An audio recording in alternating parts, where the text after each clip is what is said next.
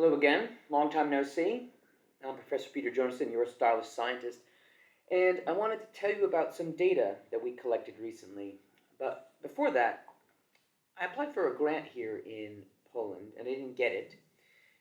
And some of the stuff I'm going to tell you about today was part of the grant.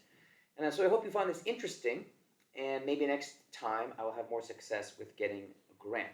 So, what I'm interested in now, as you've already learned before, is this idea of local calibration. How do people calibrate their morality, their motives, their mate preferences to the local context under which they live in? Yeah, and not just the learning environment, but the context at large, right? So countries have different kind of conditions that should influence the development of psychological systems like morality, like what we'll talk about today, motives, for example. And of course, I've already done work on this a little bit with the dark triad. Yeah? So we collected some data from Australia and Turkey.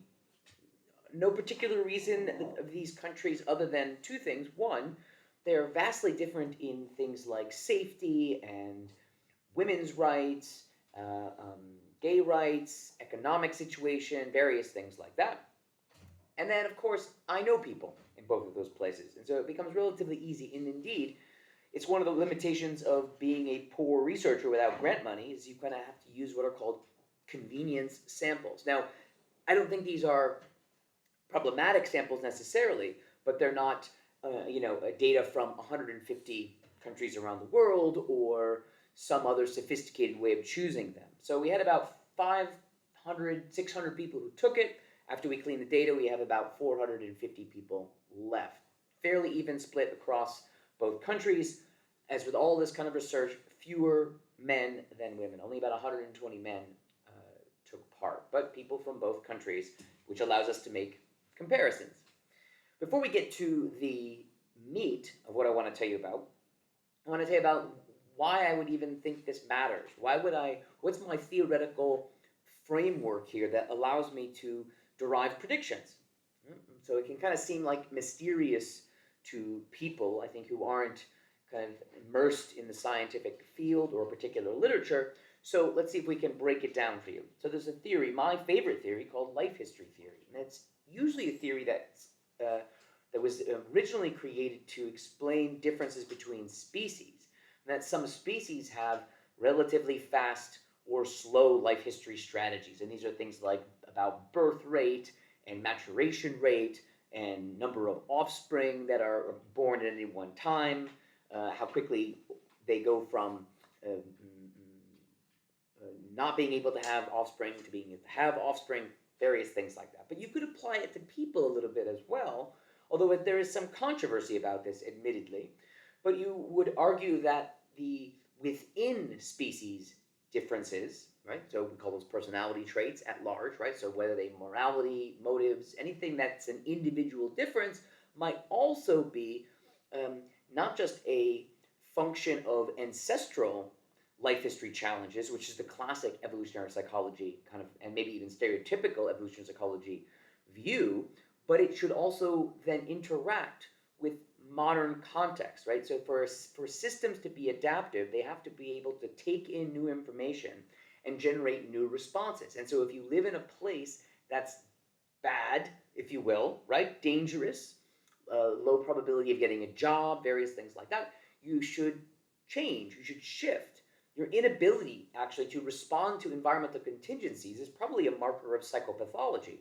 So to show that you are not only psychosocially functioning, but also that your evolved systems are actually adaptations, there should be this kind of heuristic process where you take in information into your old system, like your computer, and then you generate something new out of that, right? Your computer does. It has some basic systems, and you can add in new information and generate amazing new things, like ChatGPT or all these other things that we might want to do, right? So the method that I like to use these days is based on this kind of ipsative framework, which is a fancy geek way of saying I like people to make choices instead of having them scale 1 to 5 stuff.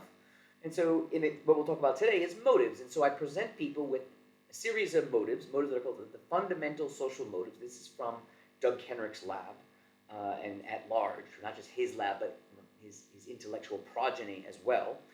And it captures things like mate-seeking, status-seeking, affiliation, disease avoidance, things like that. And the idea is that when you live in social groups, they create fundamental social problems that you have to, that our ancestors needed to solve, and that we should therefore have motivational biases today that are reflective of that. But there's no reason not to believe that those motivational systems that will have evolved, right, will not be insensitive to new information. All right, so it's like the evolved systems are the base kind of programming, but you have this new information that recalibrates, that resets, right? So for example, human beings, our base setting is a little bit, we'll call it K. So K is slow life history strategy, right? Whereas some people are interested in R, sex, drugs, and rock and roll. The average human being, even compared, and compared to other species, more importantly, we're relatively a slow species. Even the fastest humans are still slower than, say, mice. Right? Mice are kind of quintessential fast life history strategy organism, right? Lots of offspring, basically born pregnant. Like if you know Star Trek at all, they're like tribbles, right? Tribbles are born pregnant, which is a joke that that Leonard McCoy makes. So what I want to show you is some of the insights that we were able to gather about people's motivational kind of priorities, their motivational choices. So these aren't people's motivational values on a scale of 1 to 5. This is how many times people chose the different motivational options when presented with pairs of them, all right? So I'm going to show you some images, and I'm going to talk you through those images, all right? So here's the first image. So as you see, this is what motivates people in general. And as you see, on the left, you have self-protection, disease avoidance, affiliation. These are probably K motives, slow life history motives. These are motives that are about the long-term survival of not just you, but your social group and various things like that. These are slow life history motives. In the middle, you have mating motives and status motives. And these are likely to be R-selected motives. That would be my contention, especially mate seeking. Notice how low mate seeking is. People were willing to basically choose all the other things more than mate seeking. The one people chose the most, no surprise, is caring for family. Okay? Makes perfect sense. We are a mutualistic species. Family is important to basically all human beings. And as you see here, these 455 college students feel that way as well. Now, we have this autonomy one. I'm not really sure what to make of it because this fundamental social motives framework wasn't created with life history strategy in mind. But maybe autonomy is a standalone. Maybe it's K-related. I don't know. All right? So let's move on to the next information. All right? Now I want to tell you about motivational differences in men and women. Here's what we found. Well, as you see on the left, women are more interested in self-protection than men are. They are also more interested in, amazingly, status-seeking, which is not what I would have expected, and probably not what you would have expected either. But the possibility is that status-seeking is actually a survival strategy, right? By gathering more status, you can acquire more resources. And so perhaps women are upregulating their status seeking to find more what I like to call safety, stability, and security, right? The 3 S's of the world. On the other hand, men are interested in the other S, sex, right? As you see, the sex difference, as you would expect, men are more interested in or chose mate seeking as their primary, as a motive more often than women did, but still very, very low. And so it suggests that women are not really motivated here as the lowest score on all of this figure. Women are the least likely to choose mate seeking, and that might be because women don't do the seeking in the same way that men do. But you see that men don't really seem to be prioritizing that either, right?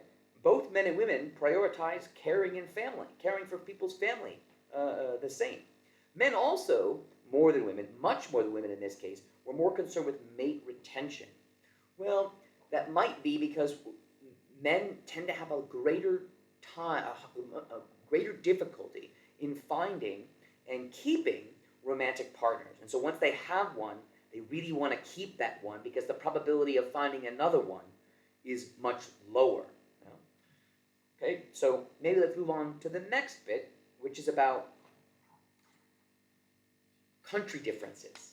Perhaps the most interesting part to me, and maybe to you as well, because while we can't really get a good sense of what are the conditions that literally drive these differences in this study, we can still get a rough sense that Australians versus Turkish people, as you see in this figure, have some obvious differences. Okay, so Turkish people, the place that's more dangerous, the place that's more economically problematic, etc., overwhelmingly relative to Australians, one of the safest countries in the world, self-protection is a big deal here. In addition, status seeking is also a big deal there, which might then be a further confirmation of the hypothesis that people are seeing status as a vector to survival, not a vector to mating success, which is what the standard interpretation would be. Over here, a little further, you have mate retention, and you have caring for family. These are the motives that seem to be chosen more for Australians, right? So what it looks like you have here is when life's difficult, your motivational system is closer to the chest. It's more about protecting you and your survival, self-protection, status seeking. But when things are a little bit better, you seem to expand that motivational system out just a little bit to include your family and your romantic partner. Okay, so it gets more complicated because not only do we have the sex of the participant, not only do we have, and we also have the country, the way in which they interact is also more interesting than yet revealed. So here's another figure. This is a lot here. There's a lot to say, so I'm just going to run through 5 main points, okay?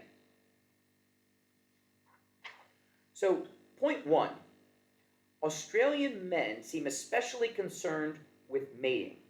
This might have to do with the kind of relatively relaxed kind of moral system around sex, right? So there's greater promiscuity, for example. There's sex out of wedlock. All these kinds of things might actually increase the kind of sexuality, sex space of Australia, making men kind of having to seek it more. Because if you're in a more conservative society, there is not this highly competitive chase to find romantic partners like there is in free mating environments like Australia.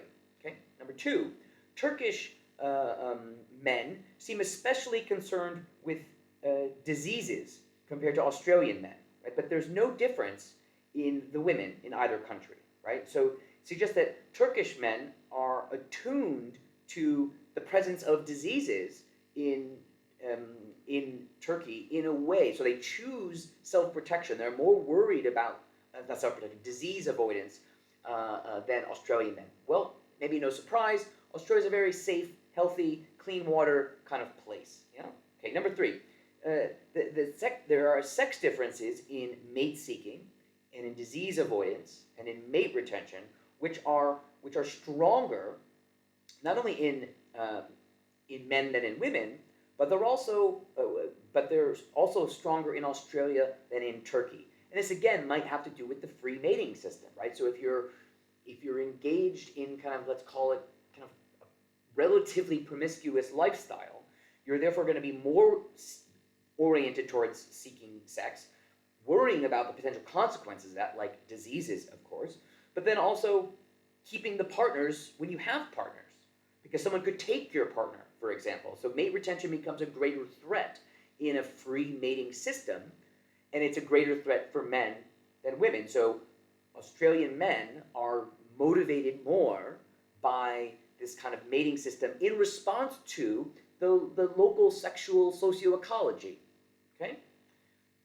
Number 4, Turkish women more than Turkish men. I'm sorry, Turkish men more than Turkish women care about family. Well, there might be more threats present for these families, and it might be harder to secure resources and housing and all these things.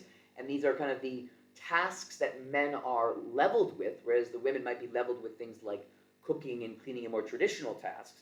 The men have to worry about the safety of their family more in in Turkey than they would in Australia, and more relative to their female compatriots in Turkey. Number 5, the status-seeking sex difference is stronger in Turkey than Australia.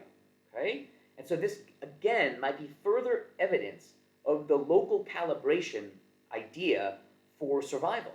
Right, so Turkey is the place that survival is more under threat than Australia, and so the fact that women are more interested in status than men, and that sex difference is while present in both places, it's much larger in Turkey than it is in Australia. All right, so that's all for today. Hopefully this was informative for you. Hopefully I get the grant the next time around, but I will continue to do research like this. Maybe we will, in the near future, we'll analyze the morality data across Australia and Turkey, and then I can present the same thing as I present to you here about morality, so moral choices. All right, so stay fancy. Ciao.